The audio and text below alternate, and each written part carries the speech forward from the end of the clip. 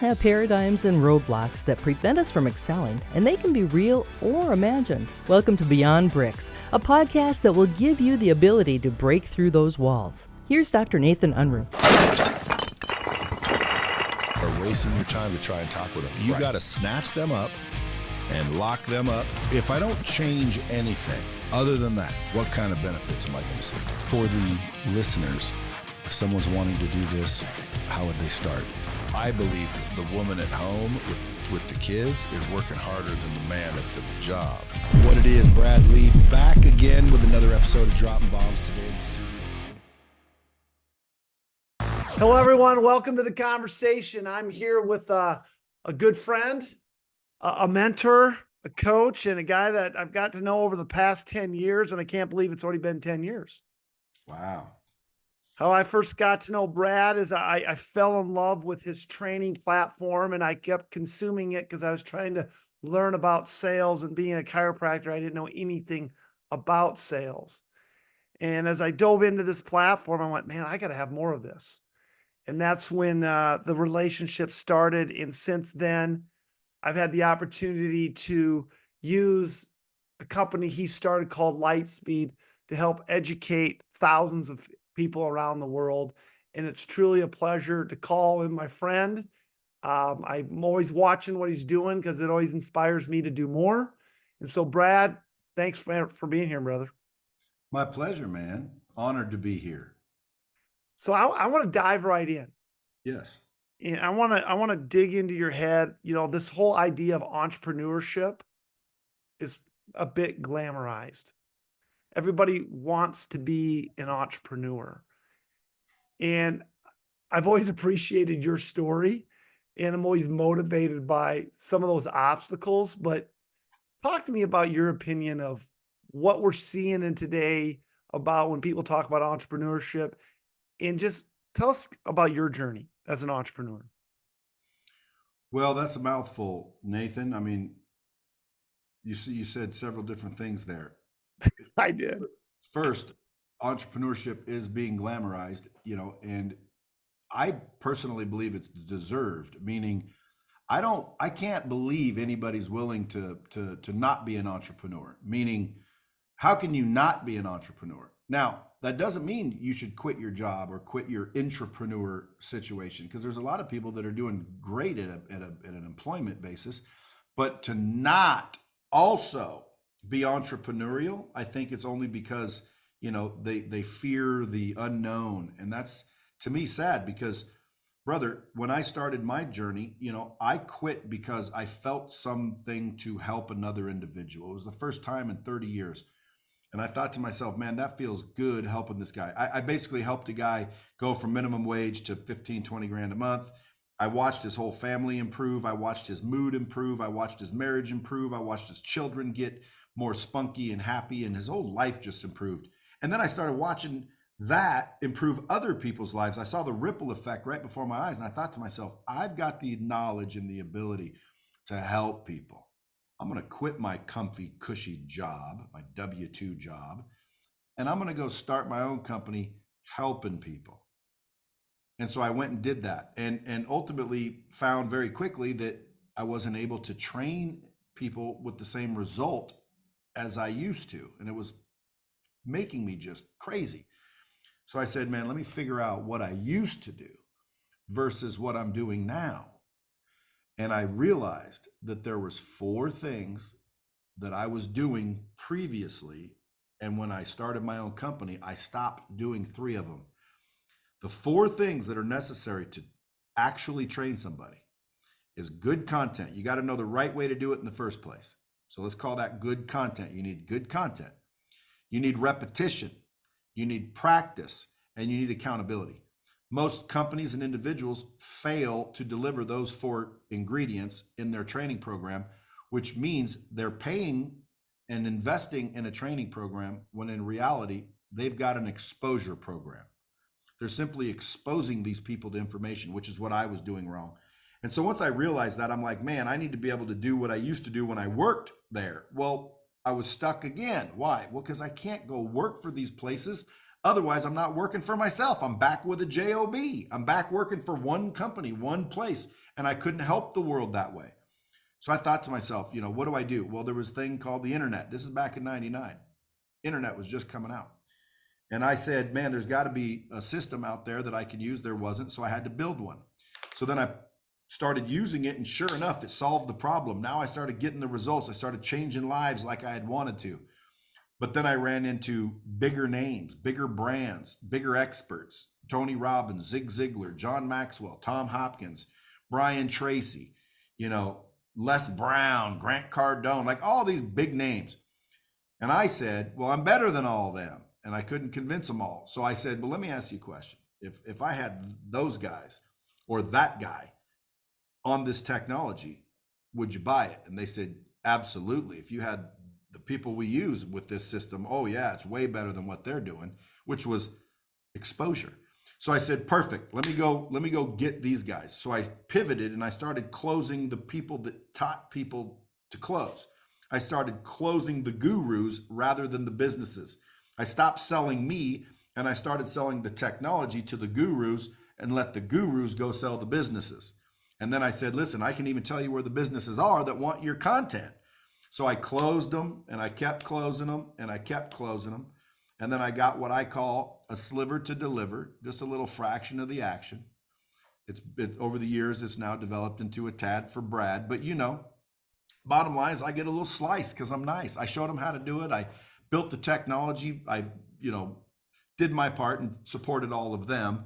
And then over the next 20 years, grew a, successful software company, and we focused on the technology, and we built what I believe is the only actual training and communication platform that exists.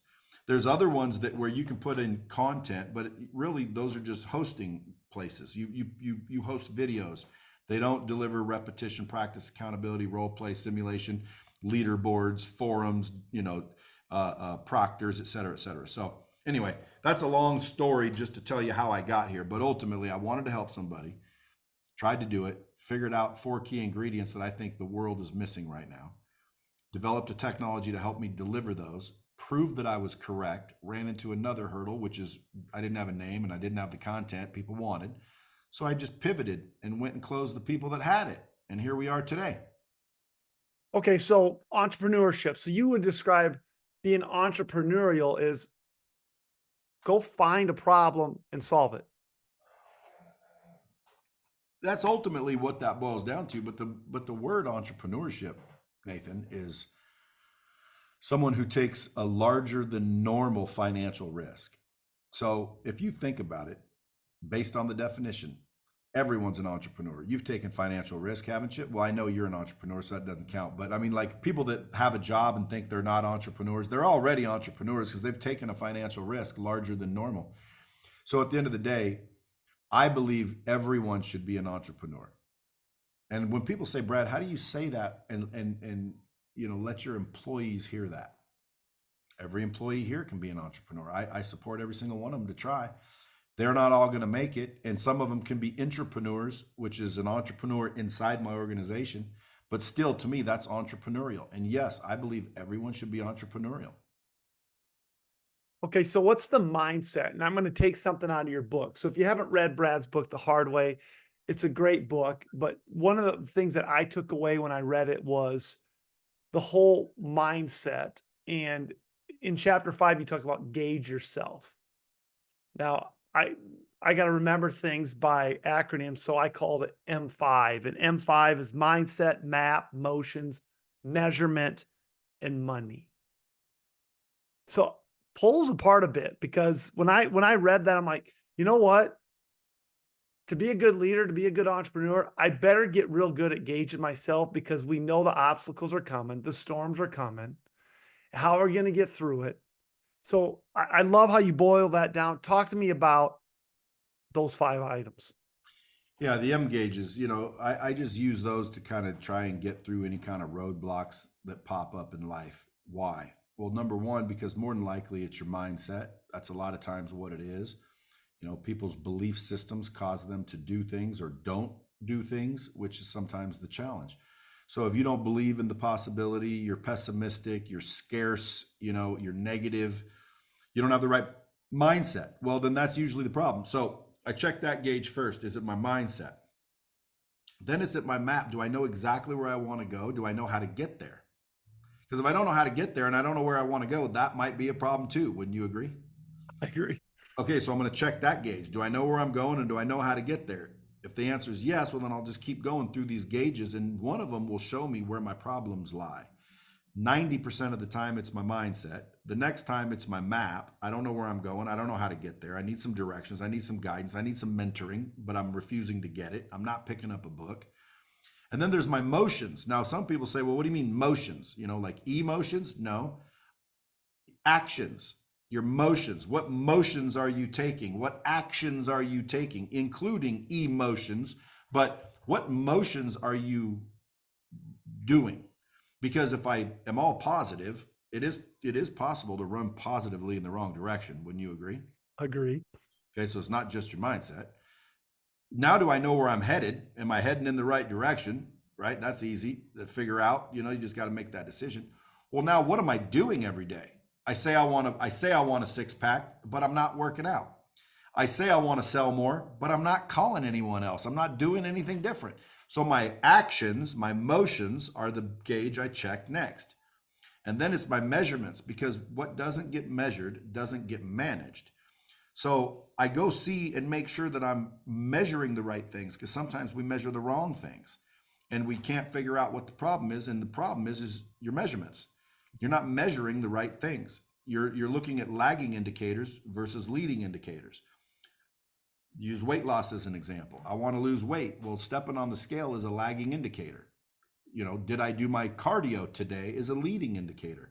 So you might be checking the scale and you can't figure out what the problem is. Well, that's because you're not checking the right measurements. You need to be measuring the right things. So check your measurements. If your mindset's right, your map is right, your motions are right, and your measurements are right, there's no question you're making money. So now what's the money gauge? The money gauge isn't for when you don't have any. The money gauge is for when you do. Because I know people, including myself, that made a lot of money and we blew it and we spent it. And fortunately, I have never stopped making it. But had I stopped making it, had I, reached an age or reached a level where now, it's not as easy or, something changed, I'd be screwed. Why? Well, because I was just broke at another level. So the money gauge is literally like a financial audit. You look at where your money's going. What are you doing with your money? People don't look at it, man. They just continue to increase their lifestyle as their income goes up.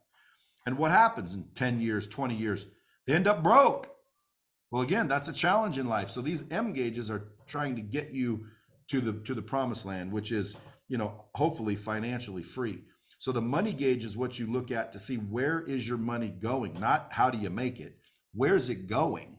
You make it by having the right mindset, the right map, the right motions, and the right measurements. You make money that way. Then what are you doing with it? Because a lot of people will make the mistake in that final gauge and they can't figure out why they can't get ahead. And it's because they're blowing their money. They're spending their money instead of investing their money. They're not advertising. I can't tell you how many businesses have $500,000 in the bank. And when I say, hey, why don't you advertise with that $500,000? It's scared money. They say, no, because what if it doesn't work? Okay, so then just keep a hold of that 500 grand and don't do anything. That's the best answer right there. No, it isn't. That's a scared answer. That's scarcity. And what are we back to now? Mindset. Yep. So again, it's just these gauges that you just continually run to see what's the problem. In reality, if you get your mindset and your skill set and your habits dialed in, nothing can stop you. Now, some people say, well, what should I focus on, Brad? Well, again, in my 55 years, I've learned that number one, your health. Why? Well, because if you're not healthy, and I'm not talking about a six-pack, that's nice. Healthy's healthy. Okay, resting heart rate, can you breathe? How many medications are you on? Health, okay? Your health is the most important because without that, you'll give up everything and everyone to get it back. Mm-hmm. So number one is your health. Number two is your relationships. Okay, most people say, well, my family's most important. Your family shouldn't be most important. Well, my work, my business is most important. Well, that shouldn't be most important either. Your health should be most important. Don't make the mistake everybody else does. Spend 20 years ruining your health only to give up everything you accumulated to get it back. Like, dude, now you're broke and healthy. You should have been healthy the whole time. But if you prioritize, your health should be number one in my book. Your relationship should be number two, which is your family, your relationships. Why? Well, because Nathan, when you're on your deathbed, dude, you're not thinking about your Lamborghini or your Ferrari or your money. You're thinking about people, and you're thinking about, loved ones. It's relationships that you're going to miss. It's relationships that you're thinking about. It's relationships that make you want to stay and not die. It's not your money and your material goods. So don't wait to die to learn that relationships are the most important thing. And not only that, if you really think about it, every dollar you've ever received is from a relationship. So if you want more money, get more relationships. So relationships should be the second most important category, and then money, and then business. Now, some people say when I say that, well, what about God, Brad? Well, listen, again, God obviously is a higher power. It's above those three. But what you really need to do is focus, man. Get your mindset, your skill set, and your habits in check. And then focus on your health, your relationships, and your business, your money. And everything else take care of itself. Because again, a lot of people, dude, they will argue with what I'm saying. And I'm trying to tell them, I'm not saying ignore everything else. I'm saying focus on things and put them in priority, because at the end of the day, there's no such thing as balance. There's only priority. So you say they argue, but what is there to argue with there? Well, everybody has their own opinion. Well, I don't think money's all that important. Well, again, I beg to differ. I've had none and I've had a bunch. And let me tell you something, a bunch beats none every time. I've never been happy and then someone gave me some money and I was unhappy. Like, I was either unhappy because I didn't have any money, or I was unhappy and giving me money actually made it better. Why? Well, because again, dude, I'd rather be pissed off and rich than pissed off and broke. And by the way, at the end of the day, dude, money's not what caused the problem. And usually you hear people say, more money, more problems. Nonsense. Okay. More money, more problems. No, more money, more recesses, more resources, more things to utilize. Doors open when you got more money. Dude, I get invited to parties I've never been invited to with money. Why? Well, because you got money. And you get into places and people and circles that you don't normally get. Well, then that begets more money. I wouldn't have been in there if I didn't have money, but now I got more money because the people in there were talking about what? Money and deals. So at the end of the day, it all boils down to relationships. That's the craziest thing that most people don't realize. The more hands you shake, the more money you make, but yet people are afraid to go out and meet new people. They've got what's called allodoxophobia. Now, I know that you're a scholar, and you're going to write that down, and you're going to try and go figure out what that means, and then you're going to start using it in some of your talks. Allodoxophobia. What is it? It's the fear of other people's opinion. And a lot of people have it, and I don't. I've lost my allodoxophobia years ago. Yeah, and I've heard you say before, that's your superpower. Well, yeah, because listen, I don't need your validation. I validate myself. And some people, well, who are you to do that? Exactly. Who am I? Again, I'm a good dude. I'm out helping people every day. I do the right thing. I'm ethical. I have integrity. I'm only looking to provide value to my community, to my family, to my church, to my friends, to society in general. Like, I am not a bad dude. I'm as close to angelic as you can get. I don't need you to validate that. I know that. Now, that took a long time building that relationship with myself. So a lot of people, they don't have that relationship. They have insecurity. They have guilt. They have past shame and anxiety because of what they've pulled. Well, I developed 6 things to get me through those because I had the same thing, but now I don't. So I don't have allodoxophobia anymore, which means I don't fear other people's opinion, which allows me to do things and say things most people wouldn't. Okay, so the 6 things. You piqued my interest. Because I agree with you 100%. And I deal with this and struggle with this in my own life of the confidence of caring too much what other people think. So what are the 6 things? Well, the first thing I had to do was forgive myself because I pulled a lot of shady nonsense, unethical nonsense, in all cases growing up. So I forgave myself, wiped the slate clean, and I consciously did it. Then I committed to do what I say I'm going to do. That way, there's no question. If I agree and I, commit to do something, I'm going to do it. So at the end of the day, I committed, which is a decision, to do what I say I'm going to do. Then I started realizing that confidence comes from the memory of winning. So all I needed to do was win a lot. So I started determining, well, who decides what is a win? And then I realized, well, I do. So then I thought, well, why am I making a win $100 million? Why can't a win be $1,000? Why can't a win be brushing my teeth? I get to decide. Why am I deciding that wins are these things that only rock stars and billionaires are doing, which I'm not doing? Okay, so I just lowered, I call it racking up the wins. I started to rack up wins consciously. So brushing my teeth became a win. And by the way, that is a win. Try not doing it. That's not a win. So brushing my teeth, making my bed, working out, eating healthy, making one more call, shaking one more hand, doing one more good thing, walking one more minute, like little things that were achievable. So I started winning all day long. And once I started doing that, after a while, I started to stand up a little taller and feel a little better about myself, because guess what, dude? I'm a winner, bro. And I win. It's just subconsciously seeping in that, dude, I win. I do what I say. I'm a winner. I'm ethical. I have integrity. I get shit done. I'm winning, man. And so then I start to see these people that don't like the new me. And in reality, this one got me a few times, where they would convince me that I'm not as good as I thought I was, and I'm not as cool as I thought I was, and I'm not as smart as I thought I was, and I don't deserve what I think I do. And they basically talked me out of it. So I had to start over. But ultimately I realized, I'm going to get rid of all these people.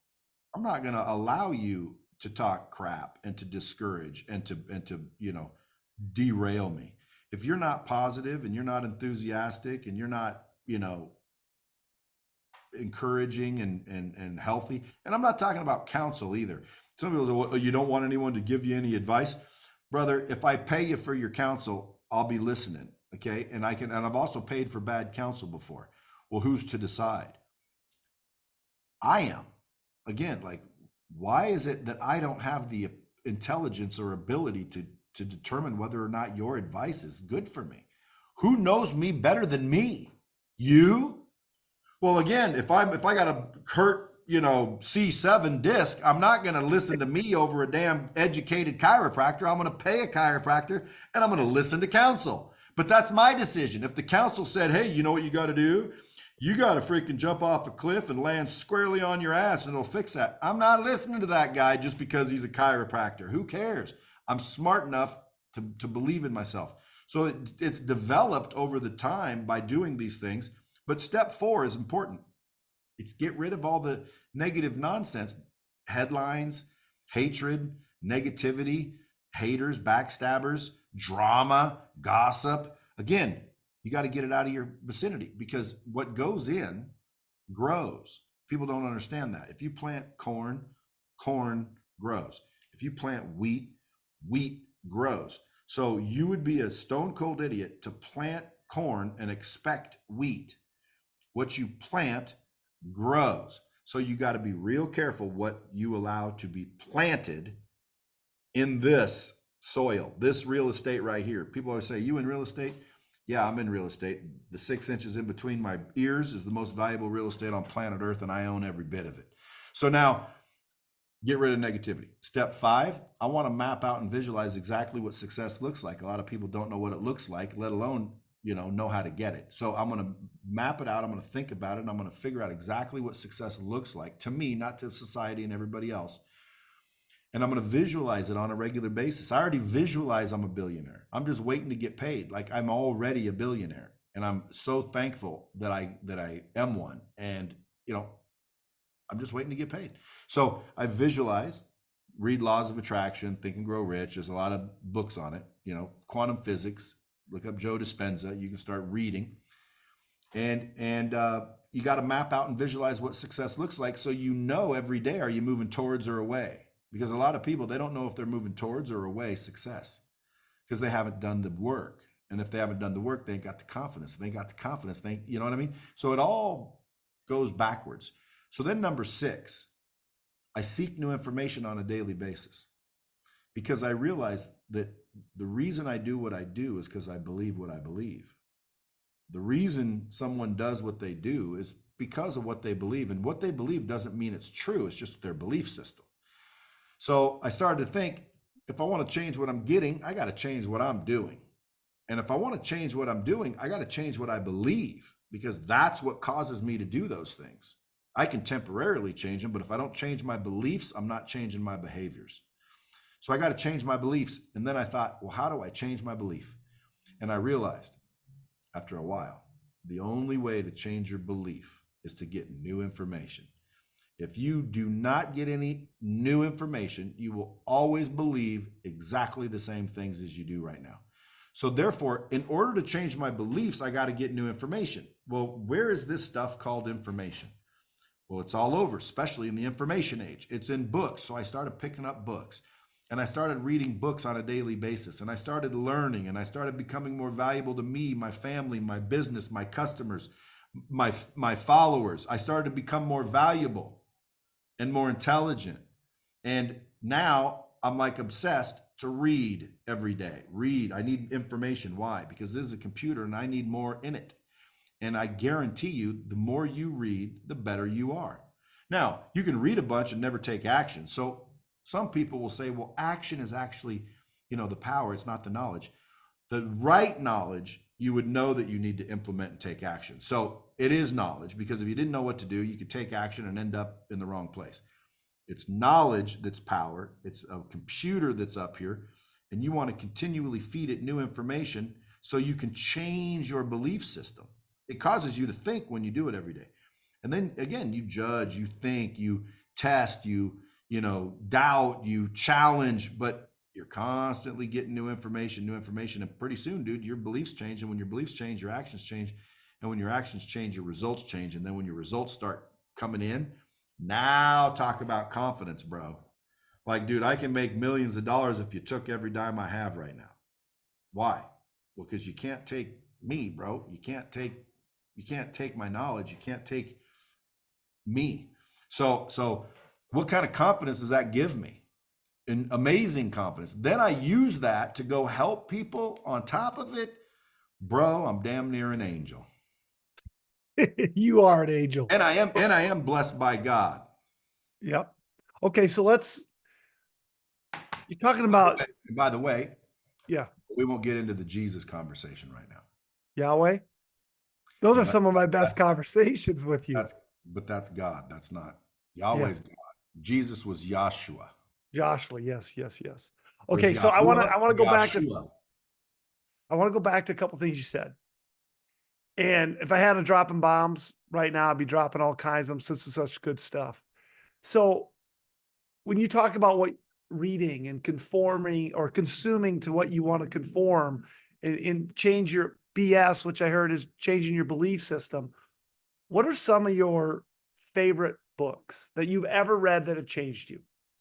The Four Agreements is I believe probably my top. I would tell everybody to go read that 1,000 times. How to Win Friends and Influence People, it teaches you how to build relationships, and relationships are so critical that like you needed to be able to do that. Think and Grow Rich, The Magic of Thinking Big, Psycho-Cybernetics, Maxwell Maltz, Outwitting the Devil. Man, there's so many, dude. Mindset by Carol Dweck. As a Man Thinketh. That's huge. The Richest Man in Babylon. Massive.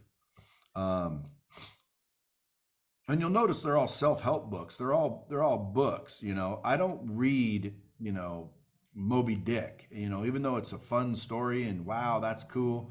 Even if it's based on a true story, like I'm not reading fiction and stories and make believe. I'm reading human behavior and how do we think? How does our mind work? How do we behave? What is our influence? How do you influence somebody?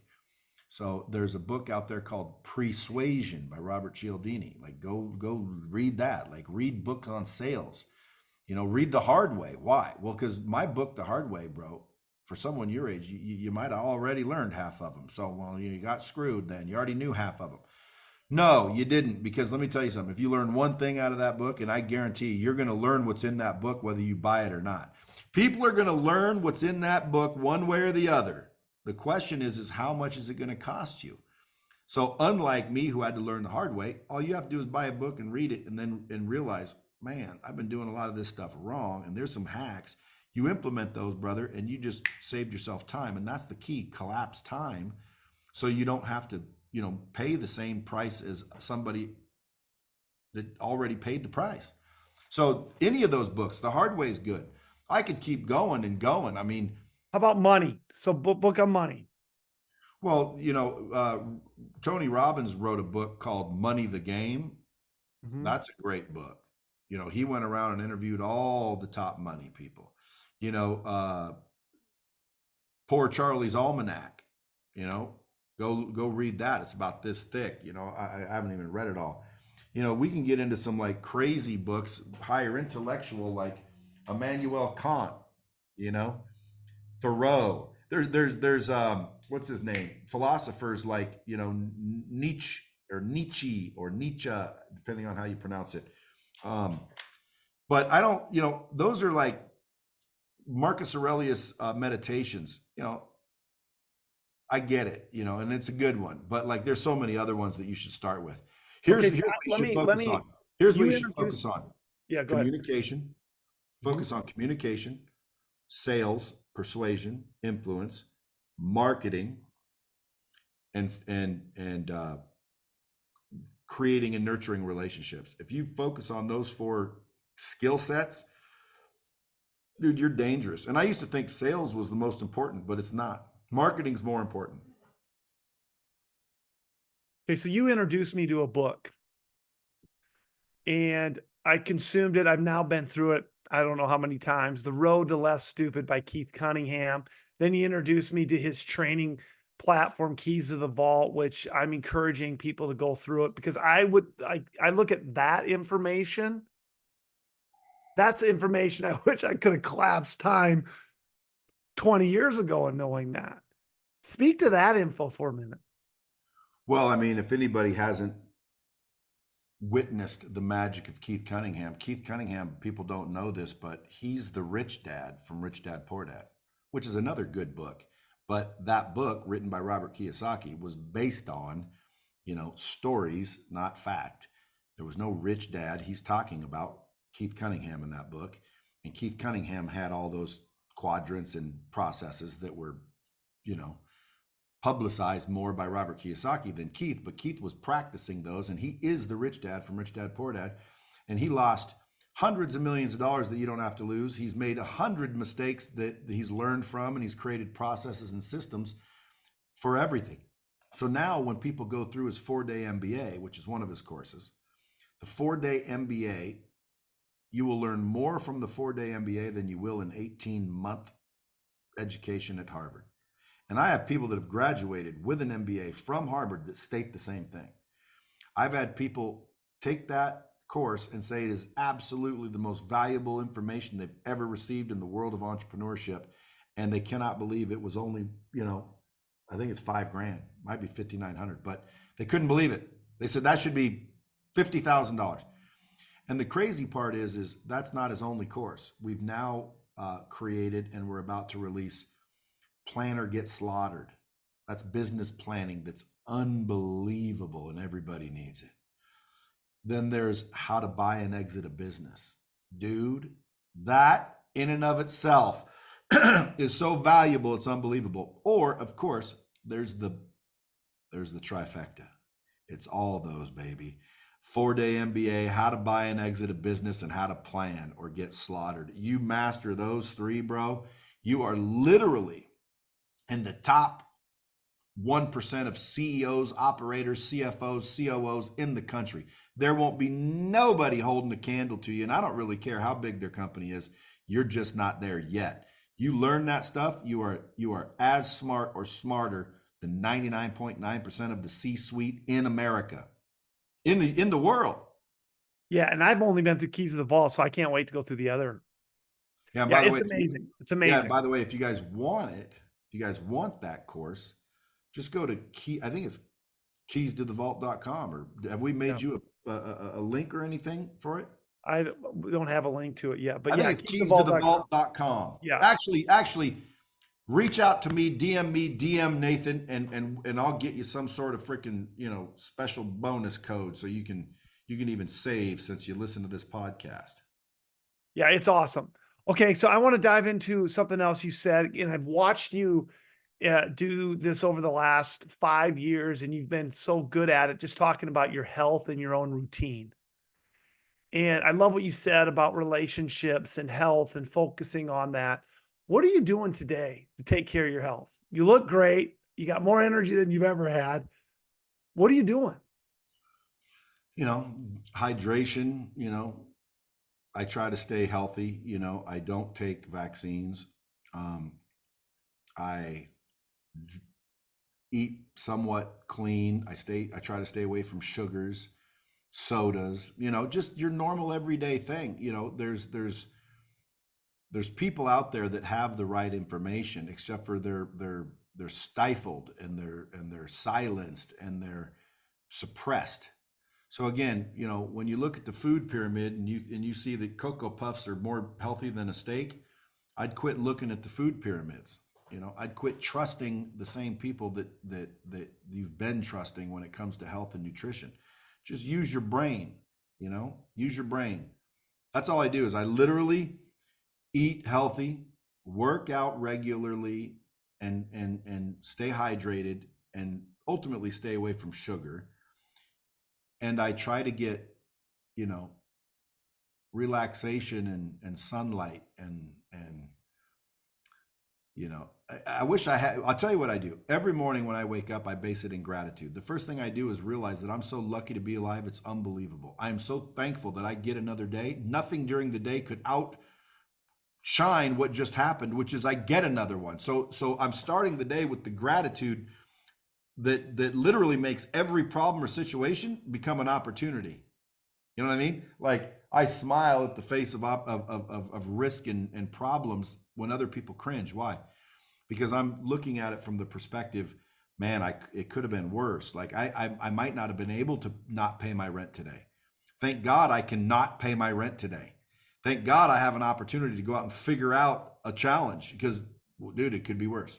So I wake up with gratitude, immense gratitude. And then I go hit my gym and get the blood pumping. I got to invest in myself at least 30 to 45 minutes. You're a fool if you don't. You're the number one investment you got. Okay. So you go get your blood pumping. That's all you do. Then you eat right at least once, man. Can you eat one time right? And make it right after you work out. Hydrate. Then I focus on relationships. I reach out to a few people and just tell them, hey, man, thinking about you, miss you, appreciate you, whatever the case may be. How can I help you? I don't want anything. I just say, what's up, buddy? Too many times people call when they need something. That's all they ever call for, is just they need something. So I don't do that. I nurture the relationships by reaching out to people. And then I focus on how do I drive revenue, right? I write down 5 things that I'm going to do before I go to bed to drive revenue. And then I open up a book and read 10 or 20 pages. So that daily morning routine, I call it the $1 million morning. And the reason I call it that is because I realized that I wouldn't take $1 million to not wake up, which means waking up is worth more than $1 million. Okay, well, if I just handed you $1 million, you'd be excited. You'd be pumped up. You'd literally forget your problems for a while. Well, I do that every morning. I forget my problems. Why? Because they're not problems. They're opportunities. They're challenges. It's wonderful if you think about it like that. So I shift my perspective. That's the trick. Base everything in gratitude, and your mind literally opens up and becomes abundant and possible and optimistic, rather than scarce and limited and pessimistic. That's the secret, I think, gratitude.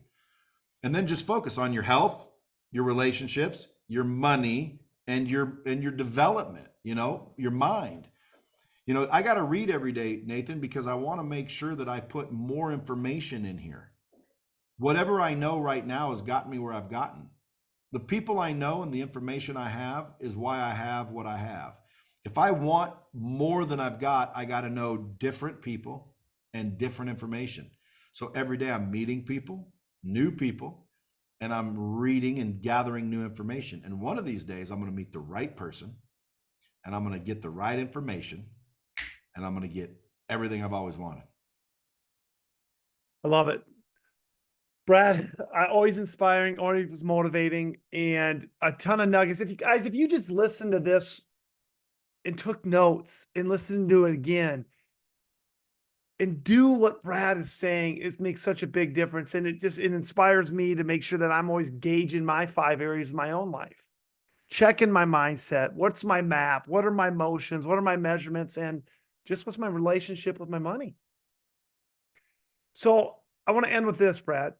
I've watched you over the years, and every time I see this animal, I think of you, and it's the rhino. I know you got a tattoo of the rhino. Why is the rhino something that's just become a bit of your icon? Because I think it's the closest thing that looks like a tank in the animal kingdom. You know, when I look at a rhino, I think of something that's unstoppable. It's thick skin. It's a tank. You're not messing with it. You're not getting in the way of it. And you're not going to injure it with words and opinions and thoughts, which, again, most people, their biggest problem is their fear of other people's judgment. So when I look at a rhino, like, I just think, man, dude, that's the animal. They don't give a rat's ass what you think. And not only that, you're not getting in its way. And if you are, you'd probably move when it starts heading your direction. So I just identified with it. I love them. I think they're cool. Now, again, do I love them as much as it appears? Not really. Everybody started bringing them. So now I got rhinos everywhere. Quite frankly, this tattoo, you know, it's cool and everything, but that was just one drunk night that I woke up, and now it was already started. I had to finish it. But it is cool. But like, if I could snap my fingers, I'd get rid of the tattoos, you know. But I like rhinos. They're just badass. They're unstoppable. When I see a rhino, I think one word: unstoppable. I love it. So symbolically, obviously, you can stop them because they're damn near endangered. So I'm not talking about, you know, they're literally unstoppable. I'm talking about symbolically, dude. They're a tank, man. Everybody needs to be a rhino. You need to grow thick skin. You need to charge and go after what you want and quit worrying about what everybody's going to think. Because eventually, guys, what you're going to do is you're going to die with regrets. And if you really look at what the facts were, the regrets you have are going to be based on the fact that you didn't do things you wish you would have. They're not going to be based on the things you did. They're going to be based on the things you didn't. And then you go, well, why wouldn't I have doing these things? Because you're worried about what this person's going to say, or what that person's are going to think, or this might happen and that might happen. It's like, folks, have some belief in yourself. If you want to raise your net worth, raise your self-worth. Love it. Brad, amazing. Totally amazing. How's everybody find you? At therealbradlea.com. Yeah, and then it's your handles on all Facebook, Twitter, and Instagram at therealbradlea. And I highly encourage you, if you're not following Dropping Bombs, it's always awesome. He's always got amazing guests, and always, just like the last 45 minutes today, there's so much nuggets. So I encourage you, go and make sure, if you haven't subscribed to Dropping Bombs, do it today. Thanks, Brad. Thanks, buddy. Have paradigms and roadblocks that prevent us from excelling, and they can be real or imagined. Welcome to Beyond Bricks, a podcast that will give you the ability to break through those walls. Here's Dr. Nathan Unruh.